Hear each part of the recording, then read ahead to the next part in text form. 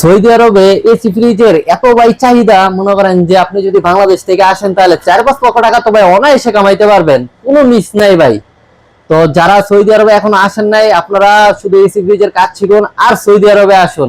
আসলেই মনে করেন যে ভাই স্টার ঘুরাইলেই টাকা, যদি আপনি স্টার ঘুরাইতে জানেন তাইলেই টাকা। তো আমি যাই কিছুই আপনাদেরকে বলি, তো কিছুদিন পূর্বে একটা ভিডিও বানাইছিলাম যে সৌদি আরবের পরিস্থিতি তেমন ভালো না। তো অনেকে বলতেছেন যে আমি তো ঠিকই টাকা কামাইতেছি, তো আমি কেন বাংলাদেশের মানুষদেরকে না করি যে বর্তমানে সৌদি আরব অবস্থা খারাপ। তো আমি যতই বলি ভাই যে এখানে পরিস্থিতি খারাপ, আপনারা যারা বাংলাদেশে আসছেন আপনারা বুঝবেন না, আপনাদের এখানে আসতে হবে, তারপরে এখানে পরিস্থিতি বুঝতে হবে।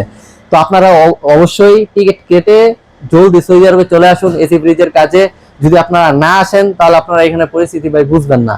আসলে এরপরে দেখবেন 4 মাস 5 মাস বৈশা থাকবেন, তখন আপনি বুঝবেন যে আসলে ভাই কথা তো বলছিলেন ঠিক কথাই।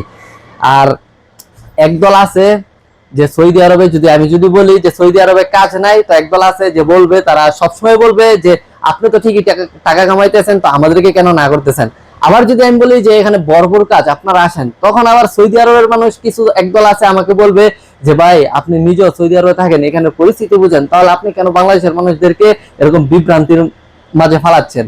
তো আমি সব সময় বলি যে আপনার যদি মানে সাপোর্ট দেওয়ার লুক থাকে তাহলে ওই সৌদি আরবে আসবেন, আর যদি সাপোর্ট দেওয়ার লুক না থাকে তাহলে এসি ব্রিজের কাজে সৌদি আরবে এসে আপনি তেমন সুবিধা করতে পারবেন না। তো যারা যারা মনে করেন যে টাকা দেখতেছেন, কামাইতেছেন আর ভিডিও দেখতেছেন যে ভাই আপনি তো ঠিকই টাকা কামাইতেছেন, তাহলে আমাদেরকে কেন না করতেছেন, আপনারা ভাই না আসলে, যতক্ষণ পর্যন্ত আপনারা না আসবেন ততক্ষণ পর্যন্ত আপনারা বুঝবেন না সৌদি আরবের অবস্থা। তো আপনাদের যদি অবস্থা বুঝতে হয় তাহলে অবশ্যই আপনাদেরকে সৌদি আরবে আসতে হবে।